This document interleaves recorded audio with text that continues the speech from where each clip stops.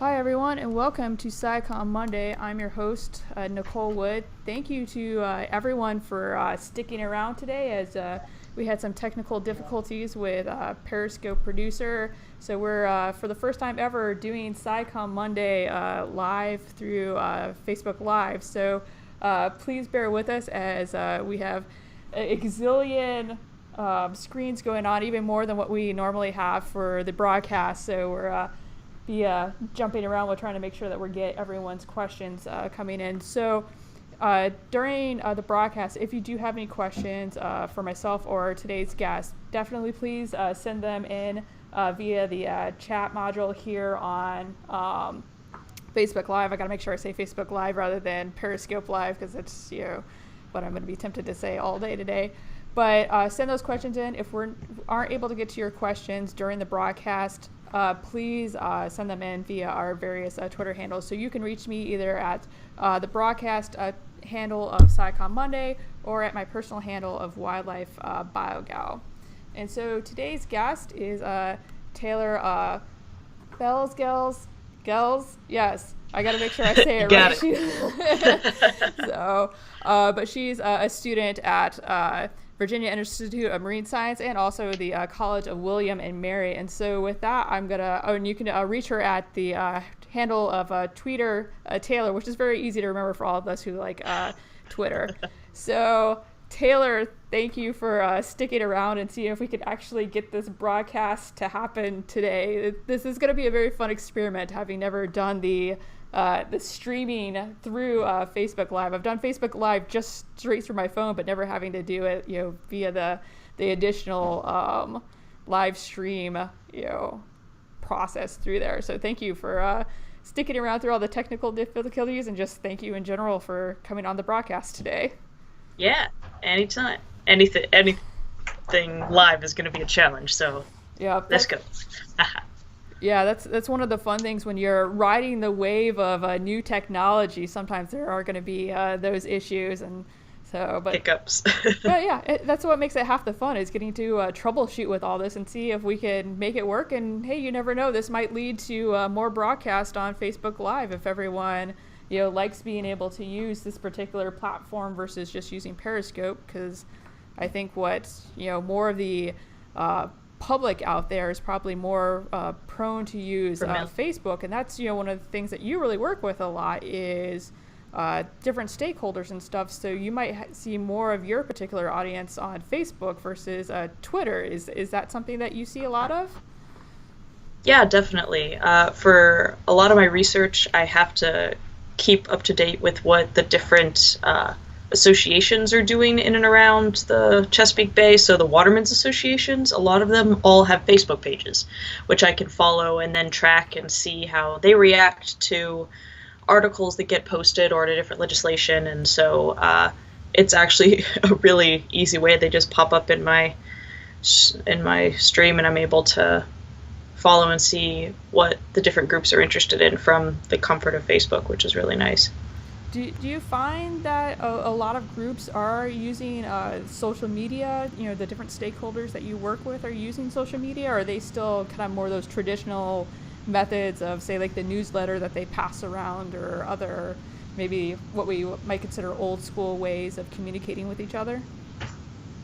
I think it's definitely updating, especially as more and more younger people get into all of these different stakeholder groups, not just watermen, but into the environmental groups or into seafood buyers or into the government, that like Maryland Department of Natural Resources has a Twitter and a Facebook page and all these things that you wouldn't really expect. The Phillips Wharf's Environmental Center, which is on the eastern shore of Maryland, has a really heavy Facebook presence and online presence. And I think they're realizing that in order to reach different audiences and more diverse audiences, they have to diversify their messages or how they get their messages out a little bit.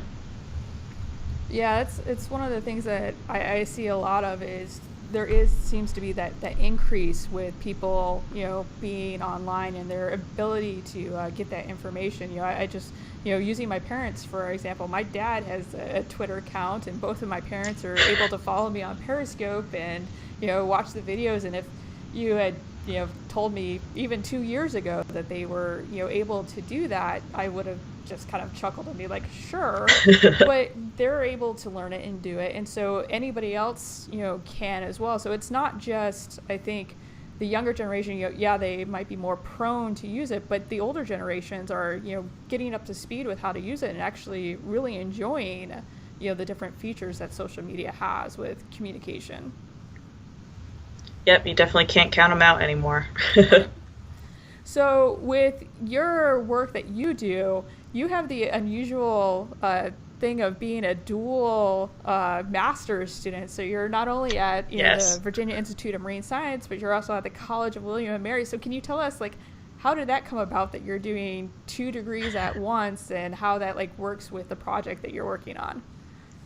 Yeah, so VIMS is actually, the Virginia Institute of Marine Science is a grad program within the College of William and Mary, but we always think of ourselves as a little bit separate because VIMS was a fisheries institute before it was a part of William and Mary.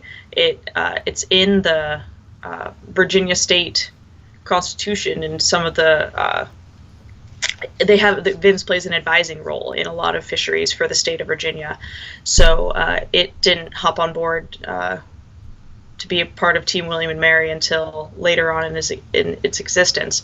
But it's nice that being part of both, that I can do my marine science degree at VIMS and then do a degree in public policy at William and Mary and still be kind of housed under the same roof, but get to take advantage of the expertise in both sides of it. And it is complicated because the stuff that I'm learning at policy and then the stuff that I'm learning at VIMS isn't even exactly what my thesis project is, so I get to add a whole new element on top of it and learn even more cool things, which anyone who knows me will know that I don't say no to things quite very easily, and I love, everything is so interesting to me, and so it's good and bad that I get to look at all these different things and get to explore the Chesapeake Bay in so many different ways, from the policy view, from the science view, from the social science view. Yeah, I know that's one of the biggest things that I've had problems with, or trouble with during my grad adventures, is learning to say no. I'm always like, oh, well, that sounds interesting. Yeah, I could do that too. Mm-hmm. And next thing I know, I'm up to 3 a.m. every night trying to get everything done. I think that would be something that a lot of students could get lessons on, is being able to just focus on a few things and getting through, and then taking on all those additional things afterwards, because it is great to be involved with so many things. It gives you so many opportunities. It is at the point too where you can stretch yourself so thin. Yeah, what me and some of my other grad student friends are kind of realizing is that you have to pick kind of a suite of things that are within one area and kind of brand yourself in those ways and pick activities that fit with what you're interested in, obviously, and that give you the chance to use some skills that you might not develop during your graduate research, but that you don't overwhelm yourself and that you still have time for fun, which is, I think, something that's coming into the science world more often, is this balance that it's really refreshing to see within the newer generation, I hope. So. Yeah, very true. And it's nice too with having things like social media where you can reach out and connect to other people that you might not have been able to talk to otherwise, and see how different institutions, different students, different colleagues are doing their programs and how they're able to manage their time, and gives you at least more chances to have potential templates that you can copy for your own program. It's nice because sometimes you think it's like, oh, this is just me. This is just me that is dealing with this or trying to figure this out. And so that's one of the big things about social media is that you can see like, oh, that this isn't just me. And that has it's a gratifying feeling for a lot of people, I think, me included. Yeah, I know I'm right there with you with that. Like it's been so nice to be able to communicate with people all over the world, to be able to say like, how are you doing this? Oh, that's how you do it? Oh, okay, good. I'm not alone, because we're, a very small section of our program is wildlife. And so I don't know how many people you have at your university that are dealing with, the issues that you work with, but sometimes it's nice to be able to branch out and talk to other colleagues that before you would have had to send letters or call, and it's just, it eases the communication process. Exactly. So why don't you tell us a little bit about the issues with oyster fishery in the Chesapeake Bay, because I have to admit, I really don't know much about it until I started talking to you. Like when you sent me that video on oyster tonguing, the patent tonguing, I at first thought you were saying oyster tonguing, and I was like, what is oyster tonguing? So that's where my expertise is in this. So if you could bring not only myself but everyone else listening up to speed of what are the big issues with oyster fisheries there, how do they even fish for it, say the tonguing, and basically just give us a quick rundown on everything.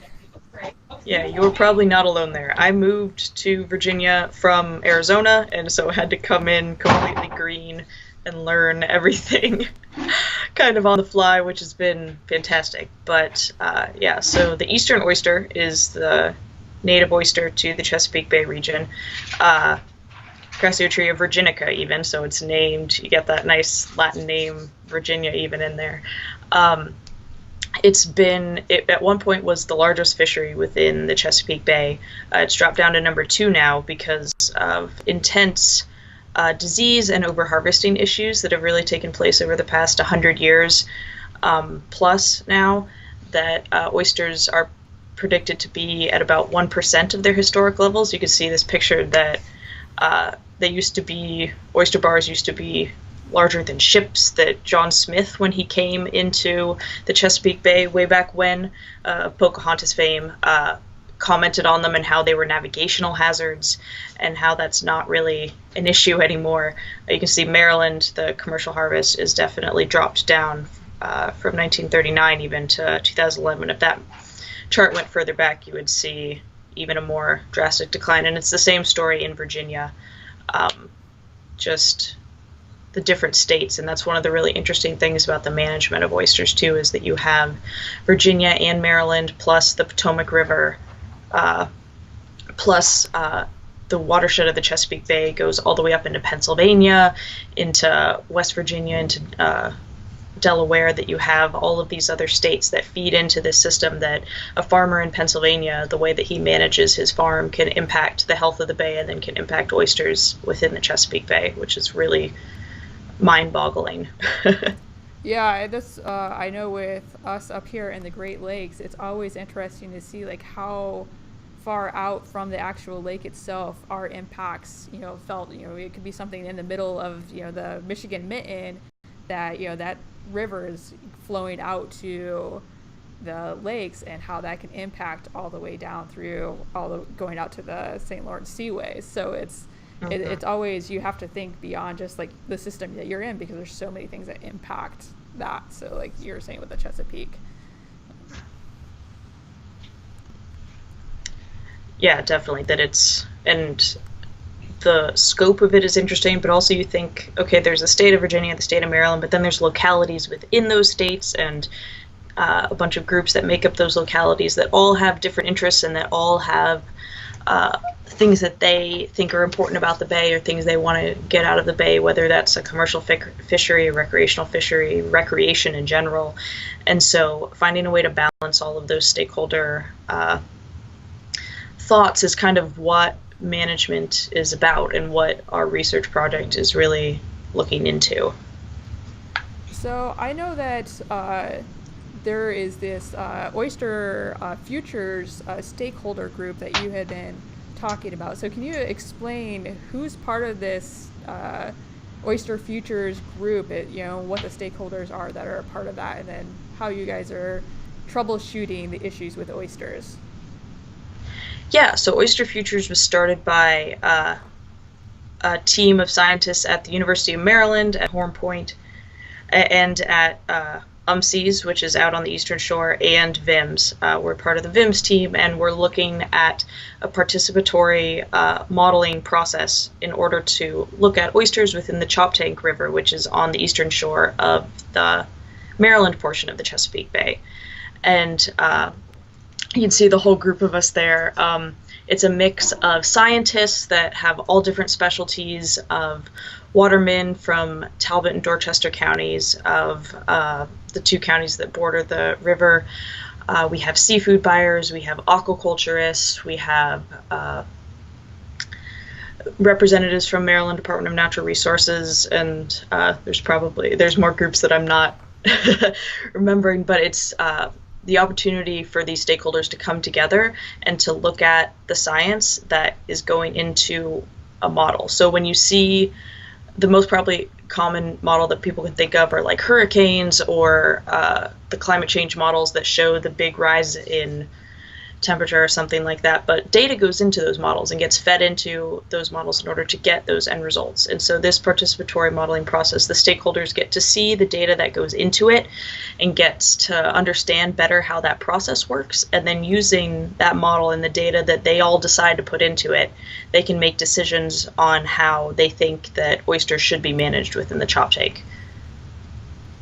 So what do you think is the biggest issue right now with oysters? Is it the overfishing of them? Is it, the climate change? Like, what's the biggest thing that's truly like impacting the fishery right now?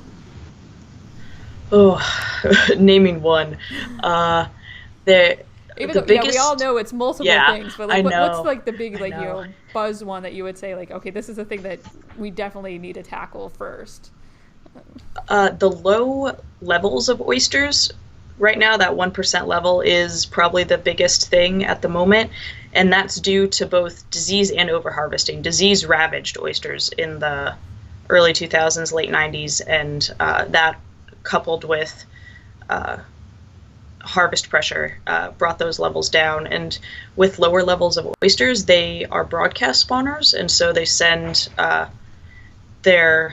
the little baby oysters into the water, and if there's not enough of them and they're not close enough, then you can't reproduce as easily, and then you don't get oysters to settle, and they preferentially, it's been shown, will settle on oyster reefs. And so if there's not enough oysters and oyster reefs and they have nowhere to settle, that's part of the thing that there's a lot of oyster restoration going on, so they're building reefs in order to provide more of that hard substrate, and they're finding that other substrates are working just as well as oyster shell, which is kind of nice because shell is a huge limiting factor because we don't have enough oysters that are reproducing and settling and growing. That it's a numbers game right now, I think, is a big part of it. So with having like that reduced population, how is that impacting the economics? Because you're talking about the watermen there. I'm assuming a lot of them really depend on it for their livelihoods. Is there that pressure from the watermen to want to be able to keep that harvest high, but from the scientists, environmentalists saying, hey, we need to back off so that way it can recover? And how is that going with that dialogue between those groups? Yeah, watermen have been doing better the past few years because, unfortunately, the Deepwater Horizon oil spill that happened off the Gulf Coast, that kind of decimated, for the time at least, the Gulf Coast oyster fishery, and so then watermen within this region saw oyster prices go up and demand go up, so they were able to kind of ride that wave of nice high prices, which they know and everyone knows isn't going to last forever once the Gulf Coast oyster fishery gets itself back up. But yeah, it's a classic conflict, but sometimes the sides aren't so clear, and the states have different approaches to how they manage things. Virginia has done a lot of bottom leasing and has been really on top of aquaculture, whereas Maryland has chosen to go the more sanctuary route. 25% of the waters in the Maryland portion of the Chesapeake Bay are in sanctuaries in order to help promote growth. And both Virginia and Maryland are doing pretty large-scale oyster restoration right now. That there's the Chesapeake Bay Agreement, which was signed. It's been signed a bunch of times, most recently in 2014, and it's working towards this goal of fully restoring 10 tributaries by 2025.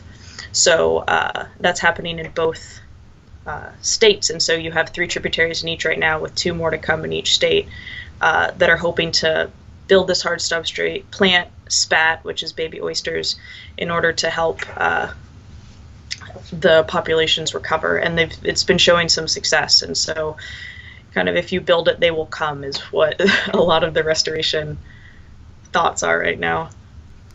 Is there any thought of limiting the different ways that you can collect oysters? Like you sent me the video of patent tonging. How, like, what other ways are there? Like I was able to find, like, there's hand tonging. Is there other different ways of collecting? And I'll throw up some videos here for everyone to be able to see like what these different things are when we're talking about when it comes to the patent tonging and hand tonging here. Yeah, right now in both states, there's regions where certain gear types are allowed or disallowed in certain types of the year, and that's some of the management options that are always have been discussed, about maybe limiting places to just hand tonging versus dredging versus patent tonging, which some scientists say can be a little more destructive towards the bottom, because you're kind of tearing up that whole bottom community, which could impact not only oyster reefs but submerged aquatic vegetation, seagrasses, and so this is a patent tong. I think, so it's kind of like salad tongs, like you're picking up a salad but you're picking up oysters, and this is a mechanic version, whereas there's literally like giant salad tong sticks that some watermen use in order to harvest oysters that way. And then dredges that's pretty common in a lot of other fisheries, that you can just put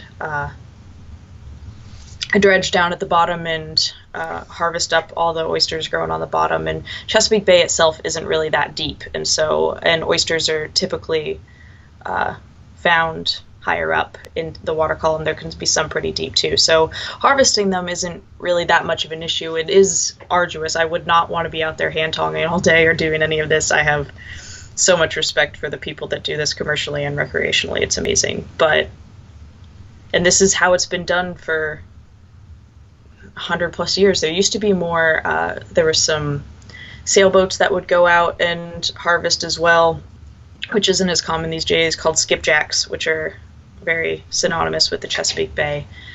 But the tonging and the dredging are the most common ones, I would say, these days.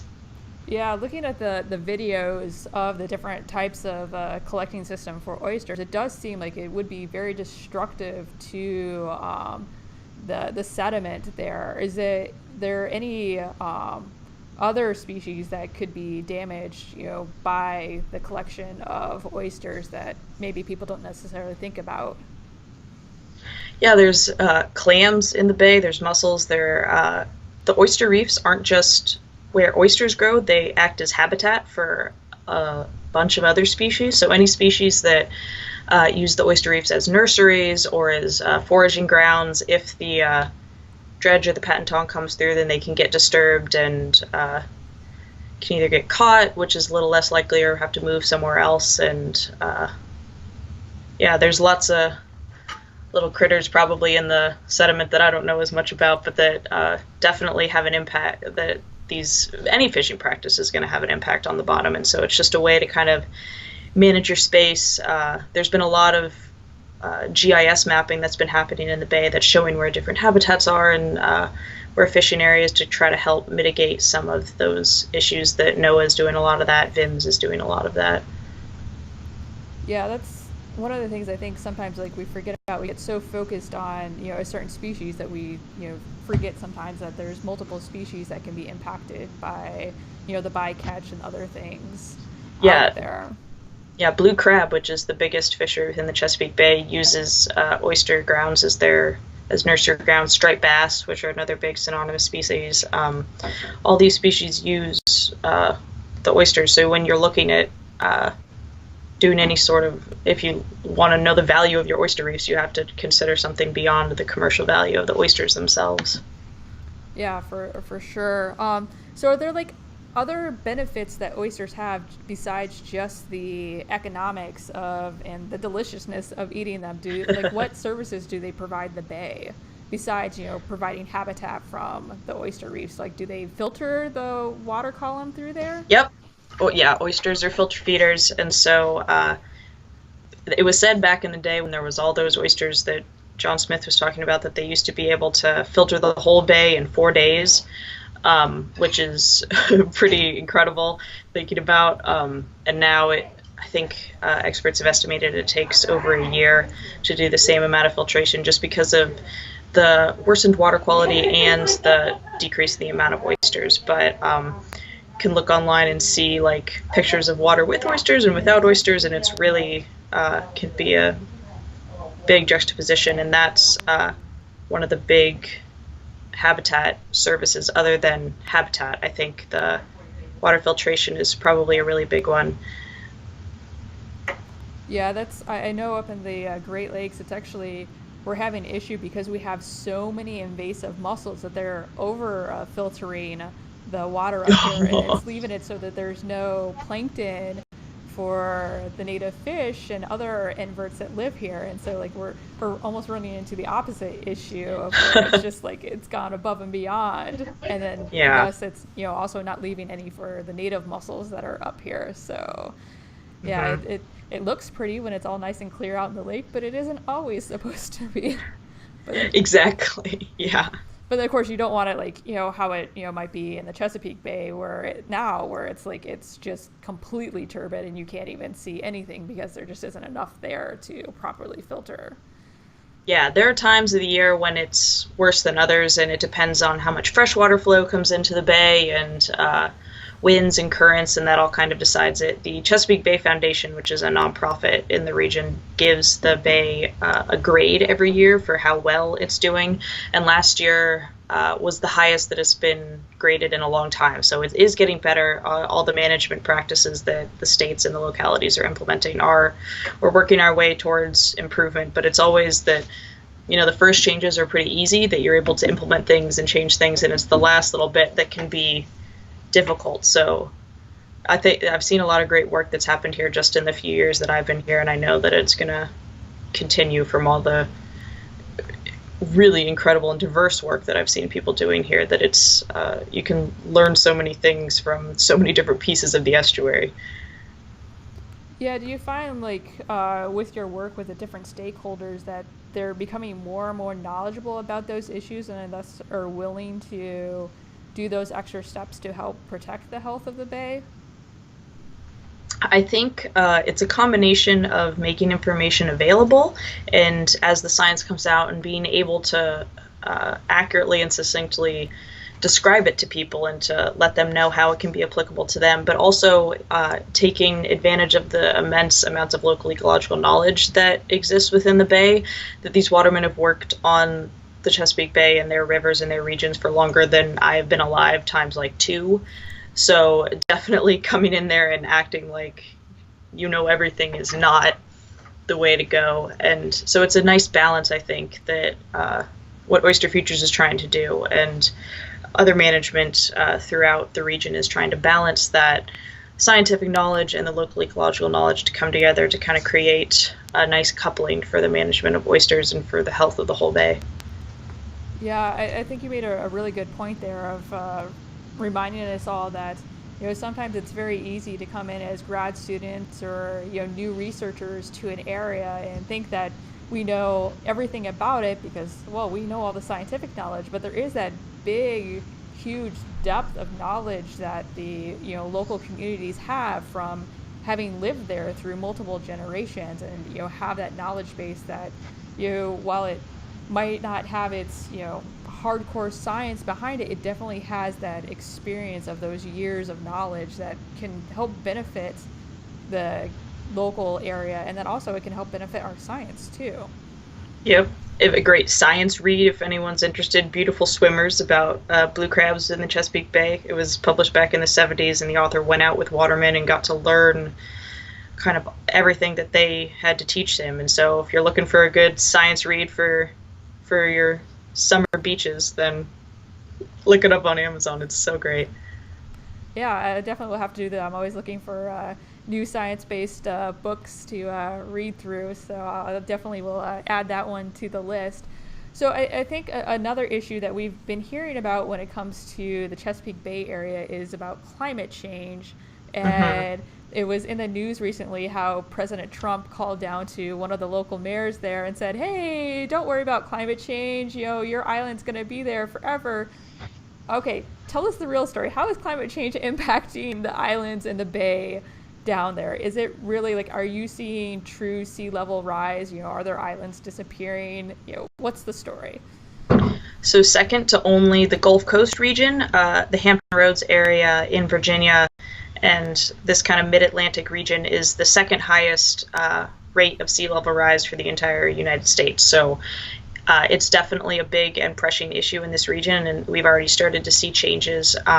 Tangier Island, which is the island that the president called down to, is really interesting in that it has a lot of history behind it, and so a lot of people want to protect it for that reason, but it is being inundated by rising sea levels, and the U.S. Army Corps and other groups are trying to figure out ways that they could mitigate this and save islands. And oysters are a big part of a lot of solutions to that, because their growth, when they're kind of functioning at full steam, can outpace sea level rise. So they have that shoreline protection value too, which is really crucial when you're kind of looking at reinvesting in living shorelines and helping out with that. But it's not just watermen and waterfront seafront owners, but the military has a huge presence within the Hampton Roads region, and so Norfolk district has we have all the branches in and around the Virginia area. So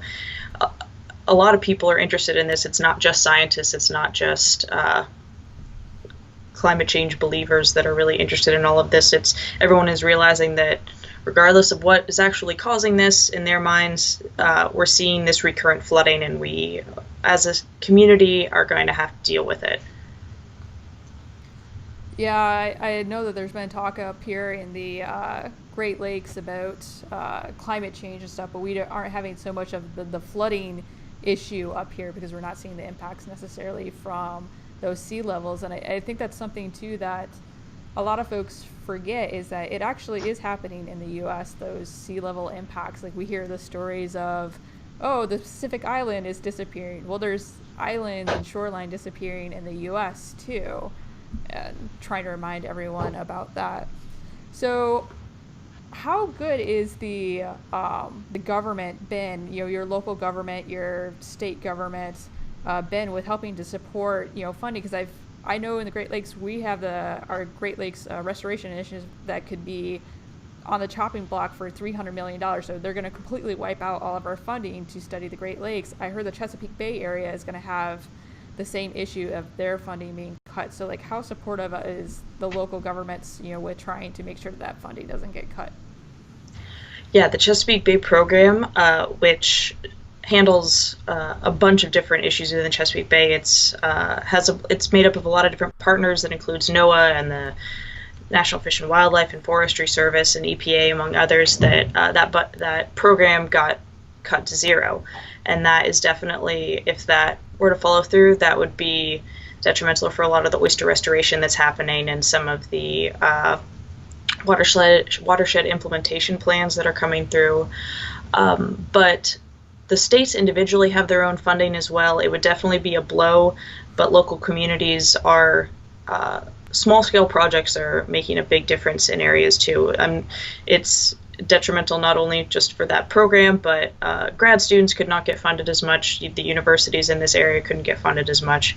So it's definitely something that everyone is definitely paying attention to. And we are lucky that we're close to DC, and we can go talk to our representatives and senators and tell them why we think that science funding is important.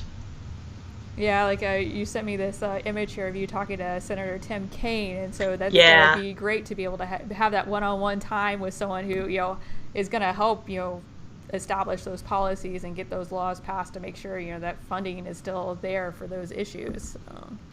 Yeah, he came down to VIMS to talk about coastal development and development of rural areas, which is a big issue that a lot of areas, which I didn't realize within Virginia, have trouble getting Wi-Fi and have trouble getting like high-speed internet. And so the talking was a lot about that, and a lot of those counties are historic and are on the water, and so there's just all these competing interests that you have to think about, that it's not just sea level rise, but it's that these people might not have access to internet too, and that might be more of a pressing problem, and it's balancing all those things. And Senator Kaine and a lot of our other representatives are really good at listening to all those different voices and coming through with supporting their region and the Chesapeake Bay.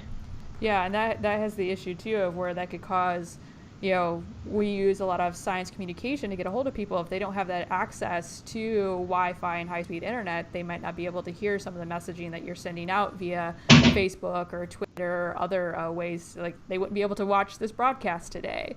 So it's really incredible because VIMS is located in Gloucester County in Virginia, and so just like 25, 30 miles away, like once you get further inland, that you're in these areas that have difficulty with this because providers just won't go into those regions. And that's why it's cool that VIMS has all of these great events that they host throughout the year. Marine Science Day is like a big thing where they get thousands of people to come to campus to get to learn all about marine science and tour the labs and go out on boats. And I think that VIMS is a really vital part of that community because they provide a service that wouldn't be available otherwise in this region, and that we have this top-rate institution in a kind of unexpected place, but that makes it even more special, I think.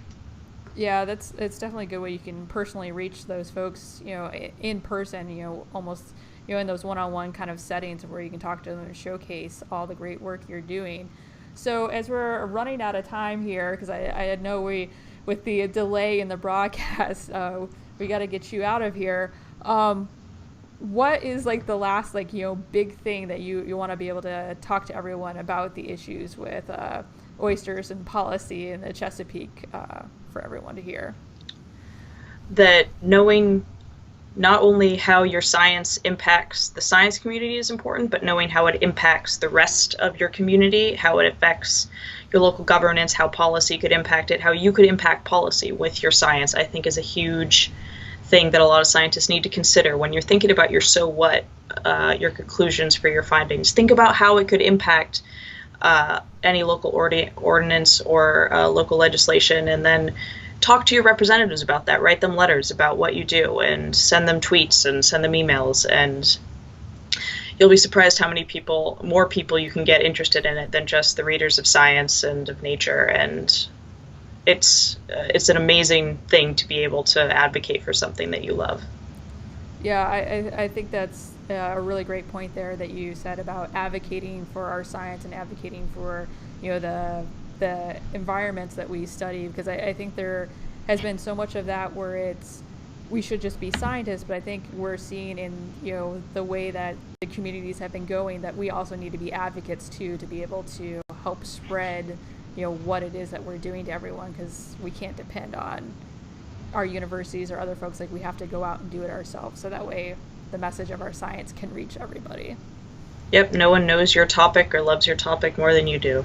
All right, great point.